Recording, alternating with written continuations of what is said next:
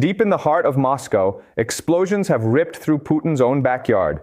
June 18th became the day chaos erupted for the second time in Russia's capital. Another refinery is burning, and this time it is the refinery closest to the very center of Russian power. What we have just witnessed is the largest explosion to shake Moscow yet, as Ukraine sends a clear message. It can strike anywhere in Russia at any time. But this was never just about setting oil ablaze. This was about revenge, as Ukraine makes Russia pay for devastating attacks that have killed civilians. What Ukraine has just carried out was no ordinary strike. The target was the Moscow Oil Refinery. Far from sitting on the outskirts of Moscow Oblast, this refinery lies just 15 kilometers from the heart of Russian power, the Kremlin. You could drive there from the Kremlin in roughly 30 minutes. A drone can make that trip much faster, and that is precisely the message Ukraine wants drilled into Putin's mind. This refinery, owned by Gazprom Neft, is critical to Moscow's survival. It supplies 70% of the gasoline used in Moscow and the surrounding region and is responsible for producing 40% of the fuel products sold across the wider regional market. With an annual processing capacity of 12 million tons of oil, the Moscow Oil Refinery is also one of the largest in all of Russia. And Ukraine hit it twice. The first strike, impressive as it was, turned out to be a warning shot. On June 16th, Ukrainian drones penetrated the center of the facility and destroyed a primary oil refining unit. That alone would have been remarkable. As the New Voice of Ukraine noted, the Moscow Oil Refinery is protected by hundreds of air defense systems. Most are positioned to shield Moscow and its increasingly paranoid ruler, while many others are installed directly around the refinery itself to prevent exactly this kind of attack. Those defenses failed. On June 16th, Ukrainian drones reportedly bypassed at least 5 Panzer air defense systems mounted on towers. When they struck hard. Russia should have realized it had a serious problem. Maybe it did. But Ukraine gave neither the Moscow Oil Refinery nor its air defenses any time to recover. As repair crews assessed the destruction and attempted to restore the shattered primary processing unit, Ukraine struck again.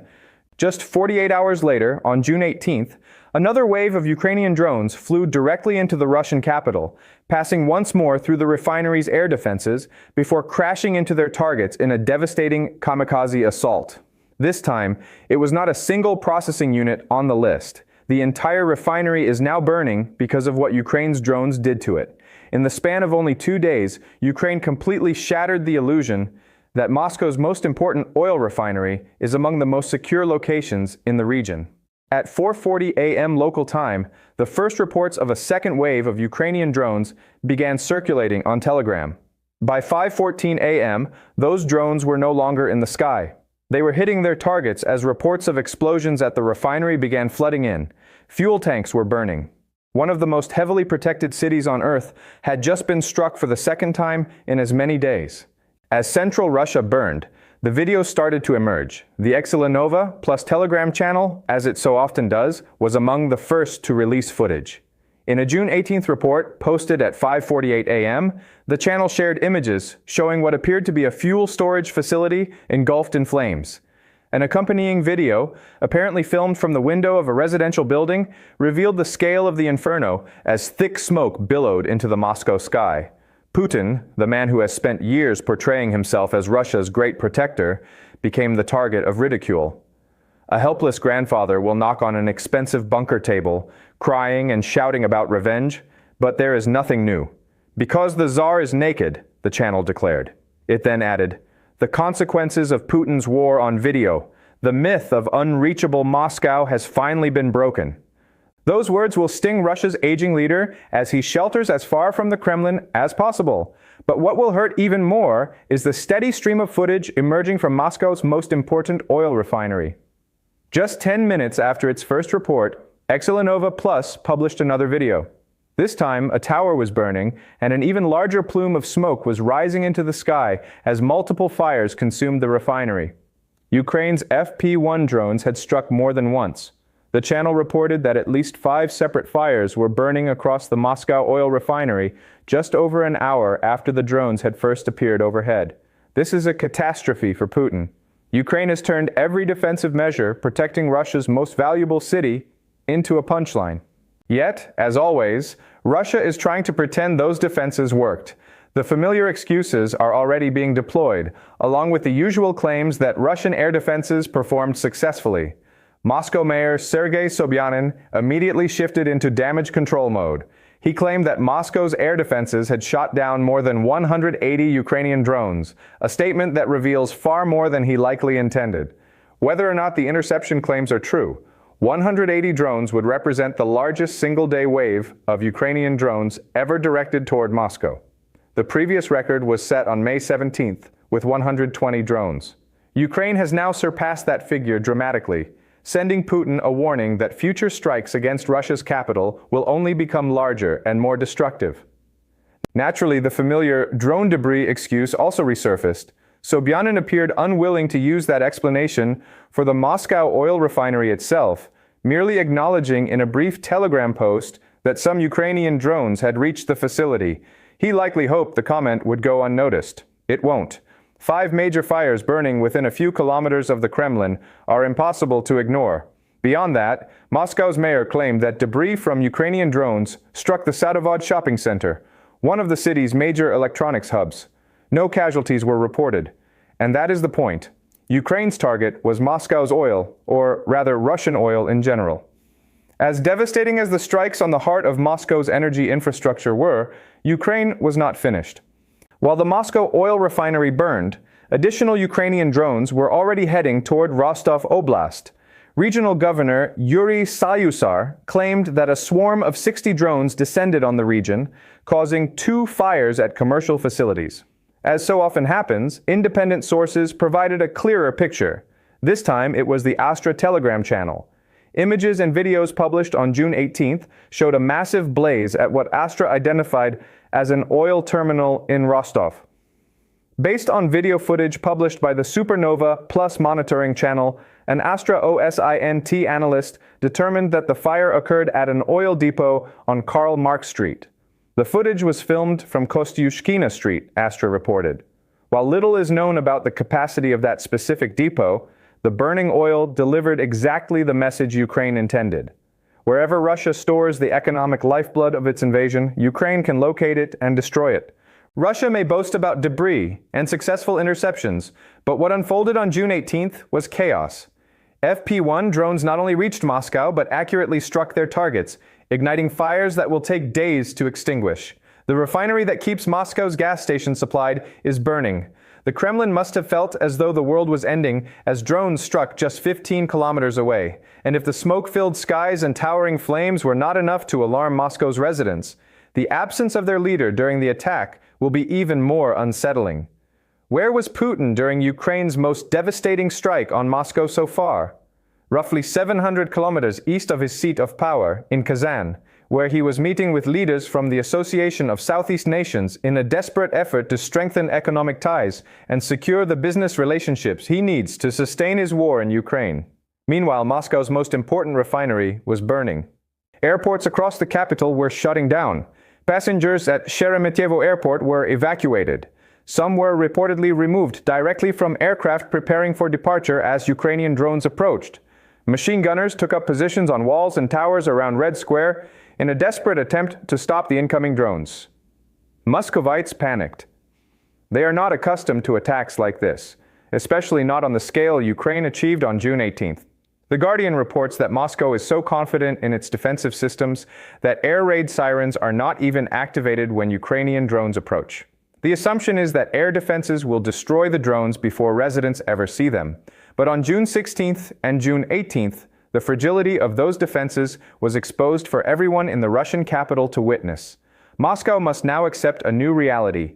Ukrainian attacks on the city are becoming the new normal. Yet for Ukraine, this operation was about more than proving that FP-1 drones can reach the center of Moscow. Just one day before the attack, Russia struck Ukraine. Ukraine wanted revenge. The burning Moscow Oil Refinery was that revenge. Before we examine what prompted such devastating retaliation, this is a quick reminder that you're watching The Military Show. If you haven't subscribed yet, now is the perfect time to do so. June 15th will remain etched in the memories of Kyiv's residents for all the wrong reasons. On that day, Russia unleashed a massive wave of strikes against Ukraine's capital and multiple other regions. Military targets were not Putin's priority. Russia's objective was simple: terrorize civilians. And it succeeded. By the end of the attack, at least 11 Ukrainians were dead, 4 in Kyiv, 5 rescue workers in Kharkiv who had been attempting to extinguish a fire, and at least 2 others elsewhere in Ukraine. Kyiv Mayor Vitaly Klitschko reported that the strikes left 140,000 residents without electricity. Later, Ukrainian President Volodymyr Zelensky stated that Russia launched 611 drones and 70 missiles, injuring 53 people across the country. As horrific as that was, adding to a civilian casualty toll that the Office of the United Nations High Commissioner for Human Rights verified at no fewer than 62,716 by May 31st, Russia crossed another line on June 15th. It struck a monastery, and not just any monastery, a UNESCO heritage site. According to The Guardian, the Dormition Cathedral within Kyiv's Pechursk Lavra Monastery complex suffered severe damage from Russia's missile and drone strikes. This is terrorism. It was a deliberate attempt by Putin to destroy one of Ukraine's most important religious and cultural landmarks. As if that were not enough, Russia also targeted the Oleksandr Dovzhenko National Film Studio, home to Ukraine's largest and oldest costume collection. Footage released by Euronews revealed the scale of the devastation inflicted upon the monastery. Flames raged through the heart of the cathedral while firefighters fought desperately to contain the blaze, but the damage had already been done. June 15th was the day Russia struck at the very heart of Kyiv. What we are witnessing is a war against Ukrainian culture itself. Putin is attempting to erase everything that defines Ukraine as he relentlessly seeks to strip the nation of its sovereignty and force it into Russia's orbit. In these two very different strikes, we see the difference between Ukraine and Russia. Putin seeks terror. He does not care what Russian drones and missiles hit, so long as they hit something Ukrainian. In fact, civilian deaths and burning churches only strengthen the fear he hopes to create. Ukraine, by contrast, focuses on precision. When it retaliates, it does not deliberately target Russian civilians. Ukraine destroys refineries. Ukraine destroys oil depots. Ukraine attacks the machinery of war rather than the people trapped inside Putin's invasion. Zelensky made that point on X following the strike against the Moscow Oil Refinery, while also emphasizing why such attacks are justified. This is a fully justified response to Russian attacks on our cities and communities, and another important result of our warriors' work against facilities that sustain Russia's war machine, Zelensky stated. He then added, "In recent days, all of our partners have noted the precision and effectiveness of our mid-range strikes and long-range sanctions. It is time the war ended, and Russia must take the necessary steps in diplomacy." Moscow has now experienced the reach of Ukraine's drones. But it is their precision that truly matters. While Russia is willing to strike almost anything, Ukraine systematically dismantles the war machine. Bit by burning bit, that machine is being ground down. Another message has been delivered. Revenge has been taken. Yet for Putin, the real problem is that Moscow is no longer merely vulnerable, it is now a target. And that is a disaster all by itself. Even worse, this strike was not a one-time event. What happened at the Moscow Oil Refinery is something Ukraine can repeat again and again. The FP-1 drone used in the June 18th attack is the reason why. Much attention has been given to Firepoint and its FP-5, or Flamingo, drone missile hybrid, and rightly so. The Flamingo is deadly, but when it comes to Ukraine's deep strike strategy, the FP-1 may be the most important drone in its arsenal. Its specifications explain why Russia's concern continues to grow. The FP-1 has a range of 1,600 kilometers. That places not only Moscow within reach, but virtually every military and energy facility outside Russia's most remote regions. Its 160-kilogram warhead is not the largest in Ukraine's arsenal, but it is paired with extraordinary accuracy. The drone uses a multimodal navigation system, drawing on SatNav, GPS, and even Russia's own GLONASS network. Combined with inertial navigation, the FP-1 reaches its target, and more often than not, it hits exactly where it intends to. For Russia, however, the most troubling aspect is cost. According to the new Voice of Ukraine, the drones that set Moscow's largest refinery ablaze cost just $55,000 each to produce. That affordability makes mass production possible. The Ukrainian Defense Tech Community Marketplace indicates that as many as 100 FP-1 drones are being manufactured every day. When we say Putin cannot assume this refinery strike was an isolated event, this is why. Ukraine is producing the very drone responsible for the attack in such large numbers that it could theoretically launch massive swarms against Russia every single day. And it is not only the swarms that terrify the Kremlin, it is the fact that Russia's most important city is now vulnerable. We touched on this earlier, but it deserves emphasis. Ukraine can now strike a refinery just 15 kilometers from the Kremlin, seemingly whenever it chooses. This refinery is supposed to be among the most heavily protected facilities in Russia. Its proximity to Moscow's most important building makes that reality deeply uncomfortable for Putin. What June 16th and June 18th demonstrated is that, despite all the bravado, Moscow's air defenses are not enough. In a June 17th report, CBS News offered one possible explanation, suggesting that the sheer scale of Ukraine's drone campaign may be exhausting Russia's stockpile of S-300 interceptor missiles. If true, Russia must increasingly depend on systems such as the S-400 and Panzer. While more advanced, those systems will eventually face the same problem: dwindling missile inventories. That may be exactly what happened in Moscow. Remember, The Guardian reported that Russia had stationed machine gunners on towers to engage Ukrainian drones. That should not be happening in the capital of a country that claims to possess one of the world's most formidable air defense networks. Putin's new reality is simple. He can no longer shield the one city he hoped would remain isolated from the war. Moscow was supposed to stay untouched, but every successful Ukrainian strike chips away at Putin's image as a protector and deepens his humiliation. Worst of all, Putin knows he cannot stop it. In many ways, he has already admitted as much. Not through words, nothing that comes from Putin can be trusted, but through actions. Think back to May 9th. That was the day of Russia's underwhelming Victory Day parade, a celebration notably lacking the military hardware that normally rolls through the streets. Why? Because Russia feared that Ukrainian drones would arrive and destroy that equipment in front of the entire world. The country's largest showcase of military power became a hollow spectacle. That was Putin's confession. No tanks in Red Square was his way of telling the Russian people that he could no longer guarantee their safety. And if that message was not already clear, a burning oil refinery just 15 kilometers from the Kremlin made it impossible to ignore.